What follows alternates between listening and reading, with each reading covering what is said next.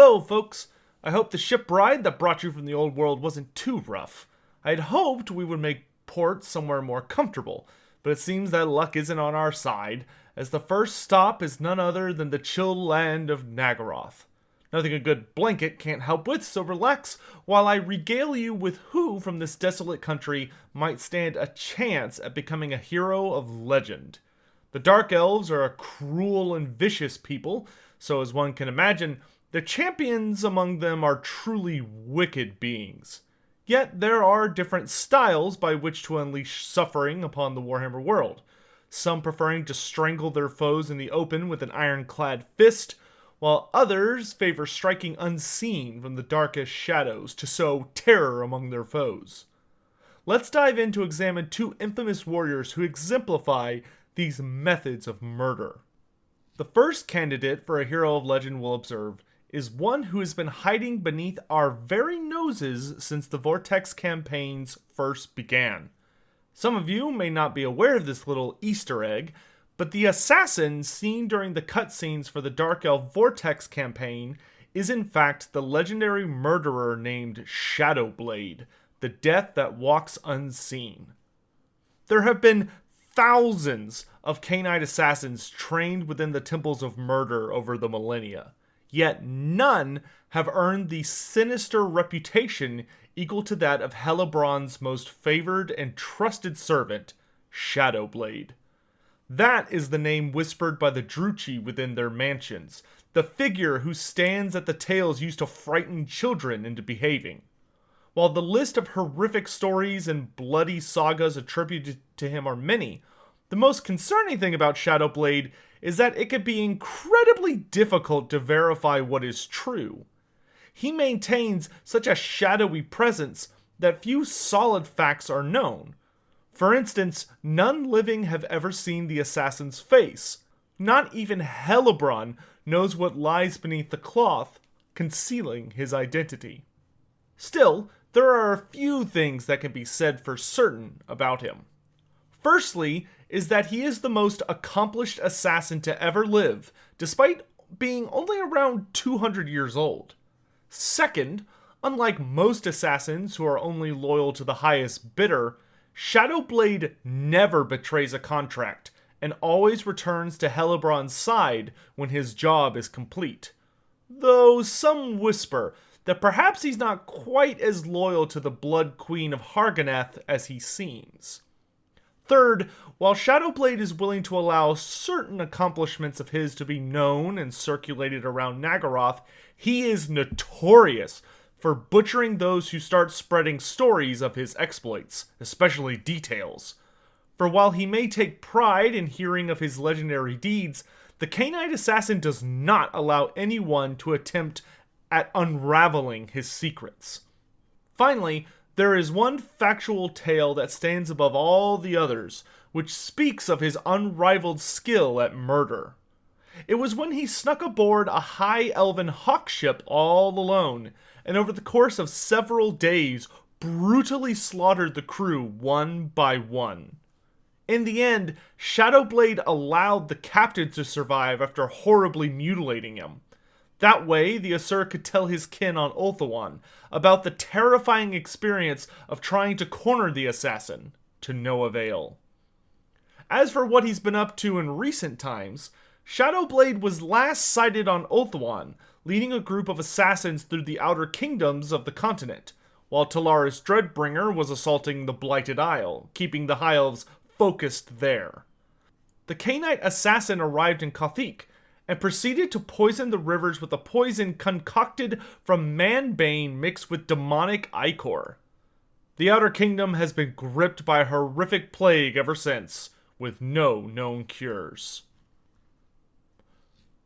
A fairly short but sweet lore section, if a little unconventional, but this fellow really is quite mysterious.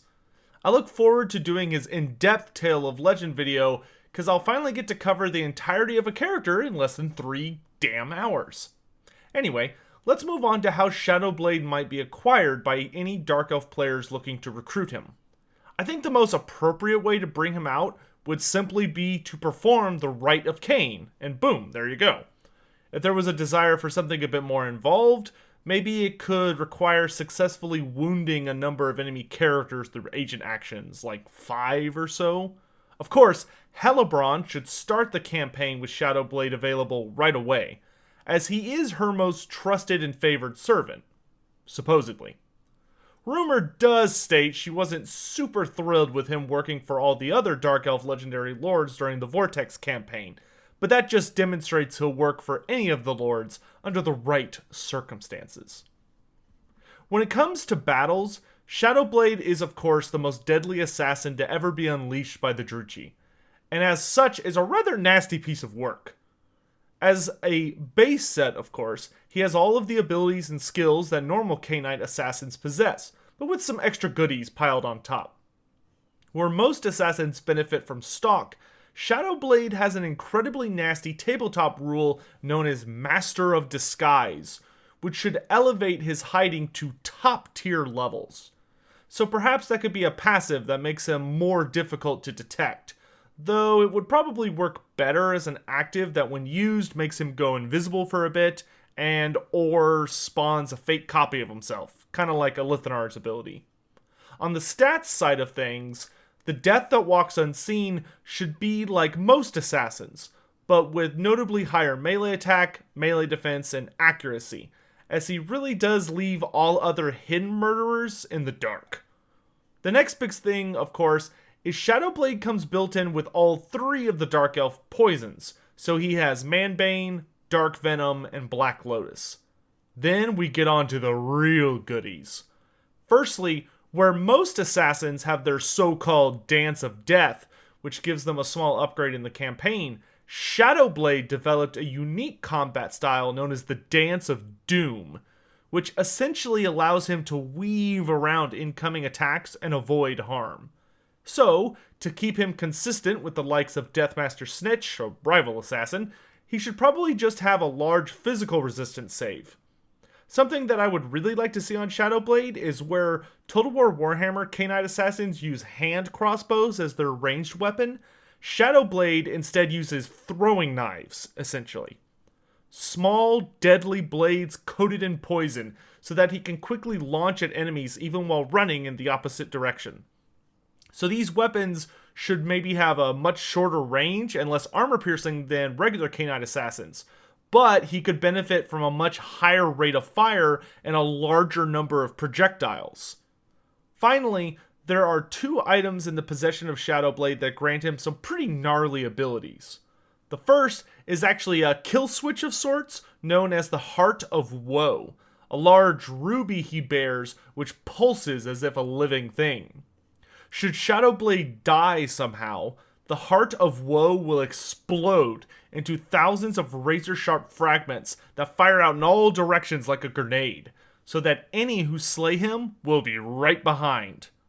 I would love this to just be an item that grants Shadowblade a passive so that, when he dies, a big explosion goes off immediately that deals a ton of damage to those too close. The second item our dear Knight assassin holds is the Potion of Diabolic Strength, a potent brew that probably tastes disgusting, made from troll blood, chimera bile, and the heart of a black-spine mountain griffin. Only Hellebrand knows how to distill it, fun fact.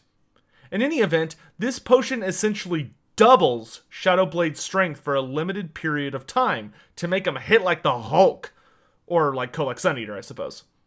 This should be a 1 use per battle active ability that when used should kick Shadowblade's weapon strength and armor piercing damage into the stratosphere.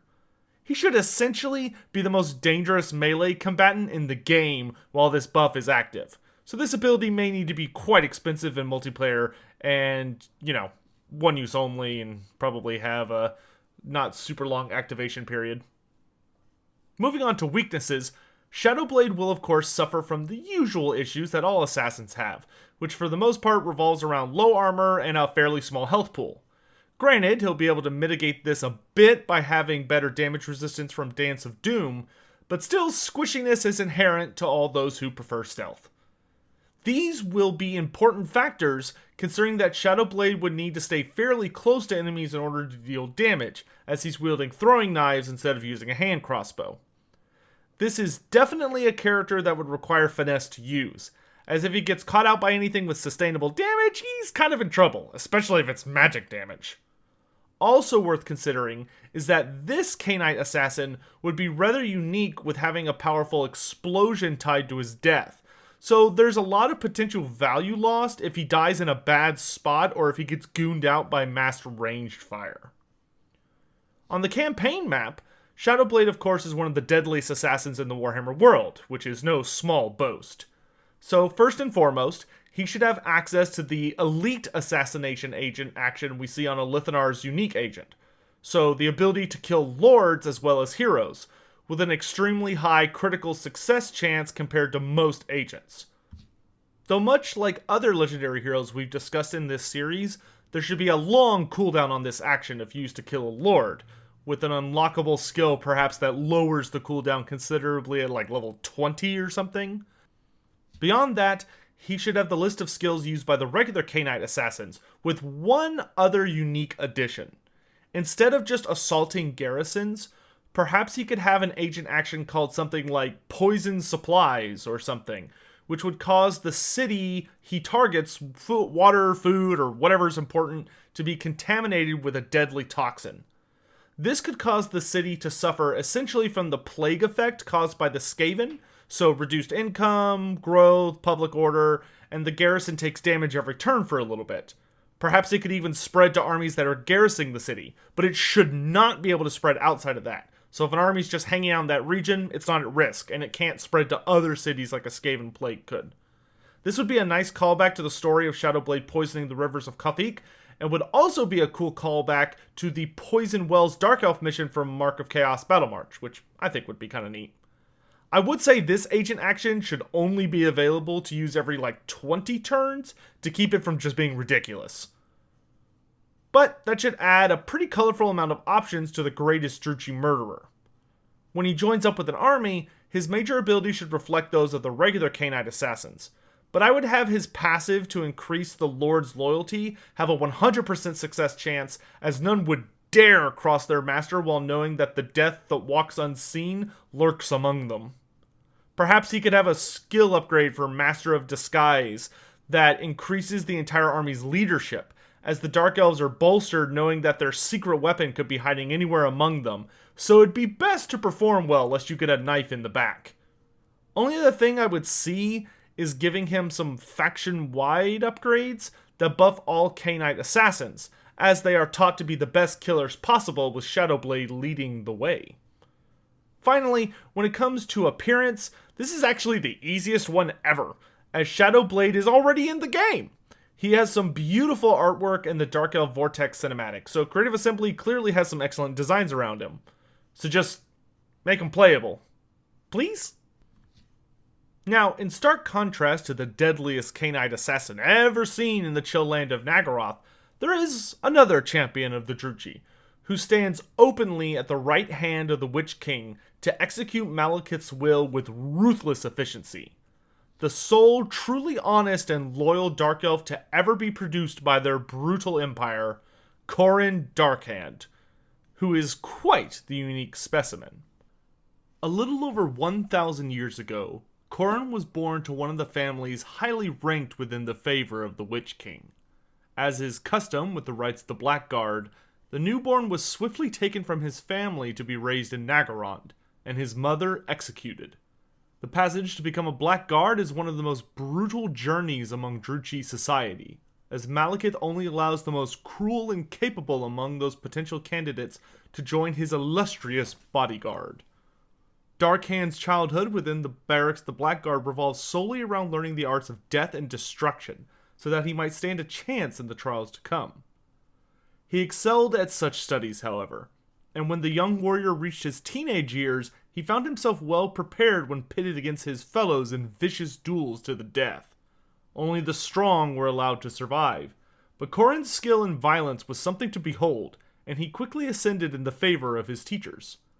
Occasionally, the Witch King of Naggaroth himself would visit, lavishing rewards upon the most cunning and bloodthirsty of the young recruits, foremost of which was Darkhand himself. While all the fledglings were impressed by the dark majesty of Malekith, Kouran's budding devotion was an entirely different sort of beast. To him, the chance to serve was all he wanted, all he would ever want. To stand at the Witch King's side and be his most favored champion would be the greatest of rewards.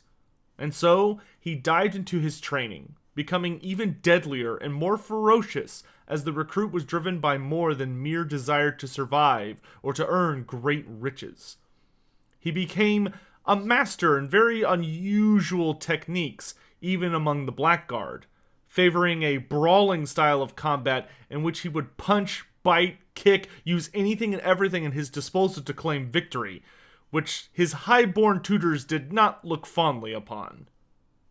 Strangely, however, despite Kouran's ambitions, he never resorted to the treacherous or underhanded tactics that many of his fellows so often employed to further their own status. Indeed, many of the Blackguard watched with morbid curiosity, as they noted this particular recruit played clean at all times, at least by Dark Elf standards. That's not to say he was kind or simple-minded. Far from it.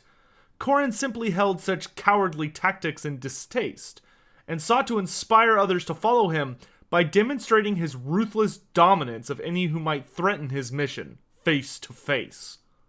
More than one foolish recruit attempted to assassinate or disable Darkhand, only to find him a step ahead, having avoided their traps and bearing down on them with murderous intent. By the time Kouran's recruit pool reached the appropriate age to join the Black Guard, the Witch King already had careful eyes on this new soldier. As is custom, each warrior was offered the usual promise for the Black Guard of Naggaroth. Should they serve faithfully for 200 years, each would be rewarded with immense wealth and land to call their own. This pact allures many of that elite guard, but held nothing of interest for Darkhand, for his eyes were already set upon a far grander prize. He was assigned to his tower among the 20 occupied by the Black Guard, each competing with one another in yearly contests of bloodshed and torture to occupy the favor of Malekith. Here, Kouran would serve under his Tower Master faithfully for 10 years, though over that short decade his commander quickly grew irritated by the almost fanatical loyalty possessed by this newest recruit. It made him look bad. Eager to be rid of this potential threat to his station, the Tower Master ordered for Darkhand to meet him alone within his chamber for a briefing. While the young warrior certainly gave off the appearance of simple-mindedness due to his frank way of speaking and lack of underhanded scheming, he knew well what to expect when he entered his officer's room. The instant Kouran finished closing the door behind him, the Tower Master launched across the room and unleashed a brutal series of attacks that disarmed Darkhand. The commander barked with laughter, but in his arrogance believed that the fight was already over as his halberd descended for the killing blow. His subordinate did not so much as flinch, carefully waiting until the last moment to weave aside and casually dodge the strike. Kouran brought his heel down on the weapon hard, and quickly crossed the room to brutally beat his superior down with expertly placed swings. Once the Tower Master was gasping in pain upon the ground, Darkhand casually wrapped his commander's hair around the fool's throat and strangled him to death. As per the laws of the Black Guard, now Kouran Darkhand was Tower Master, a position usually only taken by those who had served a minimum of 2 centuries as Blackguard. For roughly the next 5 centuries, the newly ascended warrior led his tower to a truly staggering number of victories, and regularly embarrassed the other 19 towers year after year. No few Tower Masters attempted to eliminate their troublesome brethren, only to find their schemes casually unraveled and their guts torn out. Around his 500th year of service, however, Tower Master Kouran grew incredibly tired of the constant politicking and scheming of his captain, and promptly caught his superior off guard by bodily hurling him off the east wall of the Black Tower. The Witch King was incredibly pleased by the brutal rise to power, and welcomed his new captain of the Black Guard. Now armed with the infamous magical halberd and armor granted to the leader of Malekith's elite protectors, Kouran would accomplish an incredibly impressive number of feats in the years to come. His most famous exploit was in the aftermath of the Battle of Finneval Plain, when he had to lead a harrowing fighting retreat as the Druchii were put to rout. This final showdown for control of Ulthuan had been going well until the Asur mage Teclis had managed to unleash some titanic curse upon the Witch King that had seemingly caused the ruler of Naggaroth to vanish. Knowing that their chances of victory had disappeared along with his lord, the captain of the Blackguard led what remained of the Dark Elves in a desperate race towards the northern coasts. 3 times the High Elves managed to catch up with them, and 3 times Kouran tore them apart and scattered his pursuers. Apathetic to all the wounded and slow who couldn't keep up with the main core of his remaining troops, the captain abandoned all those unable to keep pace, and eventually made it back to the Black Arcs beached around Enlek. When he finally returned to Naggaroth, Darkhand found his country engaged in a chaotic civil war, as various factions fought for dominance in light of Malekith's assumed death. Even Morathi had been imprisoned within, and the entire land of Naggaroth was burning. Enraged by this display of rebellion, the captain led the living remainder of the Blackguard to Naggaroth and reclaimed the city, declaring that Malekith's Black Tower was forbidden ground, and any who violated this order were brutally butchered. Morathi's agents swiftly made contact with Kouran, explaining to him the secret masterminds behind the current insanity, and offering him great reward should he bring an end to this absurdity before the fools burned down all that which belonged to the Witch King. After only a single month, Darkhand invited the 8 vying dreadlords to the Black Tower, with obvious intent to resolve the civil war. He told each to bring whatever weapons they desired, but they had to come alone. So did the would-be rulers of Naggaroth arrive, nervous but armed to the teeth, and each was permitted to safely enter the council chamber in which sat the empty throne of the Witch King. When all 8 of the dreadlords had arrived, Kouran revealed himself and informed the highborn Druchii that the chamber had been sealed with powerful magic, so that only when a single soul remained would the room reopen. He carefully walked over to the throne to take up his halberd, sure not to show his back to his guests, and turned to face the united wrath of the dreadlords. An hour later, the doors opened, and Darkhand emerged from a room covered in gore, with not a single mark upon him save for a deep scratch across his left cheek. That night, the Blackguard struck out with ruthless determination, butchering anyone and everyone associated with the traitorous dreadlords, and the streets ran with dark elf blood. The captain would personally free Morathi from her imprisonment, an effort for which he was richly rewarded by the hag sorceress.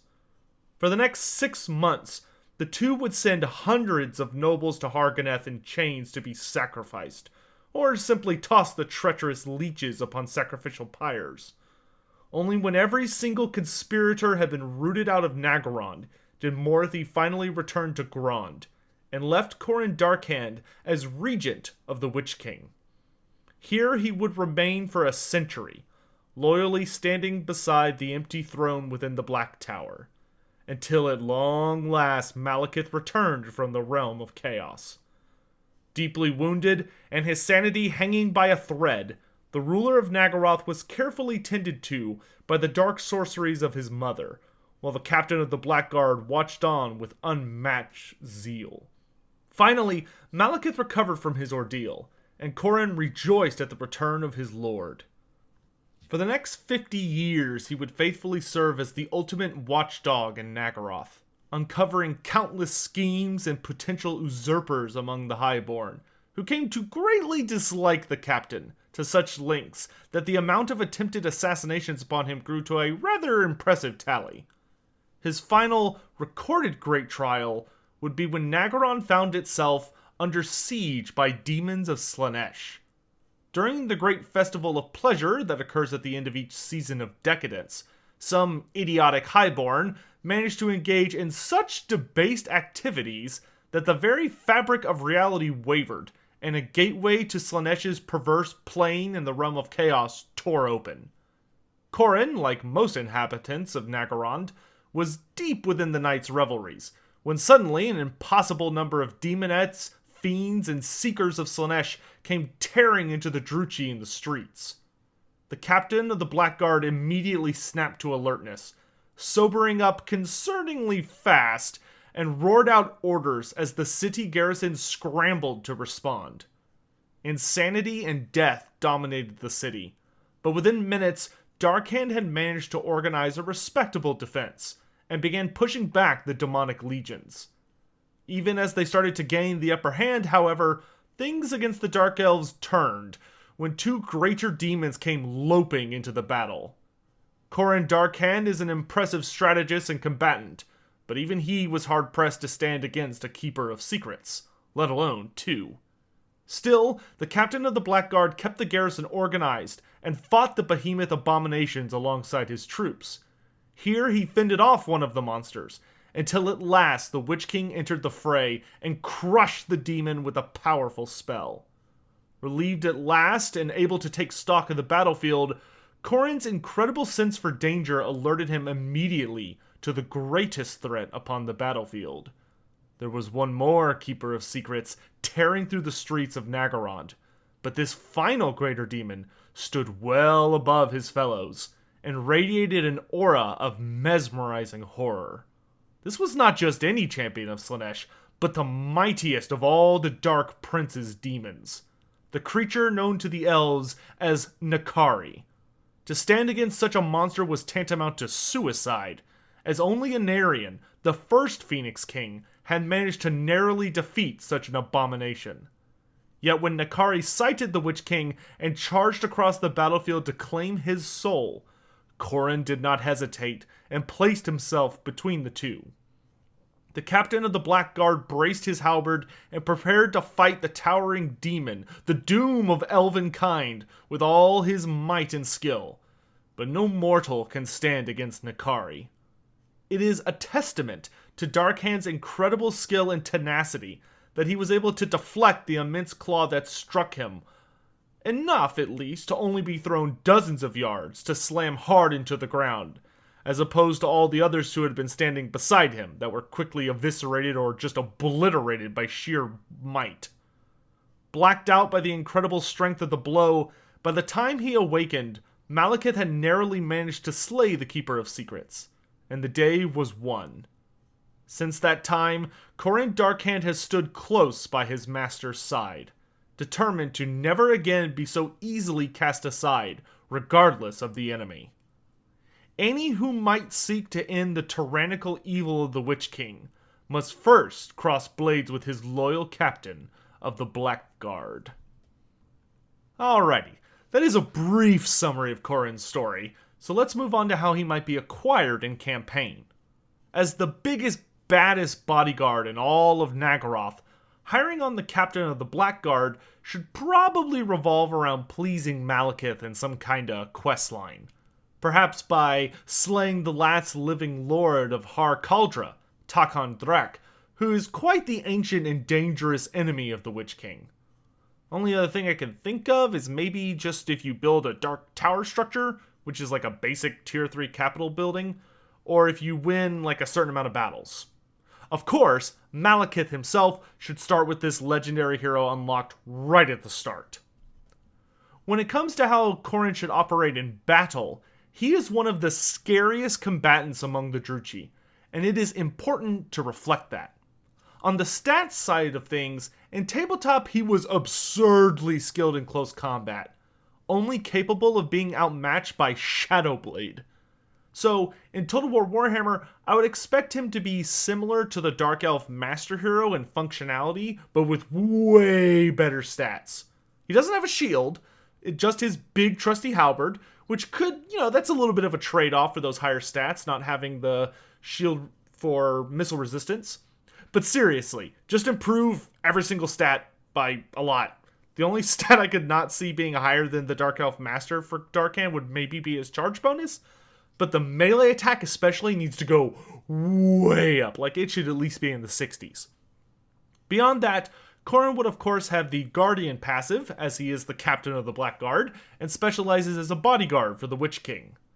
Speaking of the Blackguard, being their greatest warrior would of course afford him the immune to psychology passive, which is always a nice bonus to have. Finally, Darkhand should be packaged with 2 abilities revolving around his magic items. The first and most obvious of these is his huge halberd, known as the Crimson Death. This terrifying weapon has been wielded by the captains of the Blackguard ever since the very first, Calic of Grond, and has always been taken by successors through violence. The Crimson Death should grant an ability that when activated massively increases the weapon strength and armor-piercing damage of Kouran for a limited time, really letting him go to town. It should probably only be able to recharge in close combat in exchange for really cranking up those numbers. The second item of note is the Armor of Grief, an enchanted set of heavy armor originally owned by Arnithron, who was one of the Witch King's original lieutenants. Its vicious power makes it so that any who strike the bearer will have the damage they inflict reflected back at them. To represent this, perhaps the Armor of Grief could grant a passive ability that whenever Kouran takes damage, he unleashes like a small explosion that deals good armor-piercing damage, similar to the Regiment of Renowned Phoenix Guard. Or maybe he sets off a painful draining AoE effect for a few seconds, but it can only be activated if he takes damage and has a cooldown of like 10 seconds or so. Something that makes surrounding him with dangerous units a deadly affair, which would be good for value trades and really allows Darkhand to be a threat not taken lightly for those who want to like goon him out to try and get rid of that Guardian buff.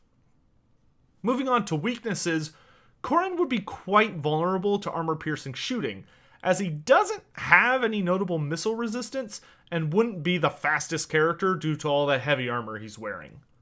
I also imagine that between having Guardian, immune to psychology, and a very high stat line, he'll be pretty damn expensive. Easily the costliest of the Dark Elf melee heroes, which isn't something to sneeze at. Like, you're looking at probably close to 2,000 gold, I would think.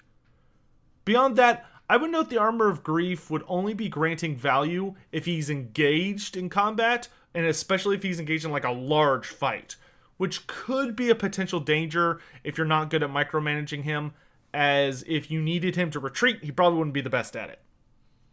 On the campaign map, the best skill that Kouran should be able to unlock is that around level 5 or 10, he should get an ability called the Right Hand of Darkness, which should grant all Blackguard of Naggaroth and his army the Unbreakable trait, just like it did in Tabletop. That alone would be a hell of a buff in the right army. But I also think that Guardian legendary heroes should have an upgrade later down their skill tree that allows for their Guardian passive to be upgraded to a superior version. I think I should have included this in some of the former characters, because I think when I did the Empire, we talked about bodyguard characters, but anyway, I'm doing it now.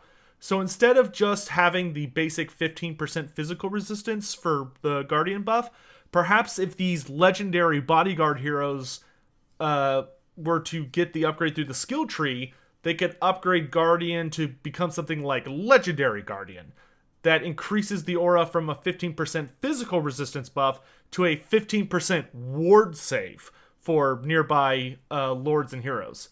As, you know, these guys are truly the masters of their craft, and it would make them very, very nasty at high levels. Beyond that, of course, the Captain of the Blackguard should get some unique skill unlocks later on that grant, like, faction-wide buffs to Blackguard units as he whips them all into shape. Perhaps he could also have a skill that adds a small chance every turn for lords to have an increase in their loyalty as he unravels their schemes and keeps the highborn Druchii faithful. This same upgrade could probably also grant a small public order bonus to all settlements, something like +2 or +3 perhaps, but you know, it's everywhere. For agent actions, Darkhand would probably be best suited by just having all the same agent skills that the Master has. If you wanted to spice it up a little bit, maybe instead of just having the regular training skill, he could have a slightly better one, so the training he offers is a little bit higher. Maybe he could increase the recruitment rank of newly recruited units, for instance. Finally, when it comes to appearance, the curious thing is that for how important the Captain of the Blackguard is for Dark Elf lore, he never did receive an official model. He does have one piece of artwork that I'll show here from the end times, so I guess this could be like a guiding structure on how to design his model. That being said, I'm not really a huge fan of how bland his end times design is, and I would certainly like to see the folks over at Creative Assembly spice this up a lot and make Darkhand a lot sexier and more intimidating to look at. Really shape him into the legendary threat he's supposed to be. Anyway, that will be the end of our tour of the champions from the chill land of the Dark Elves. So now it's time to ask the lot of you.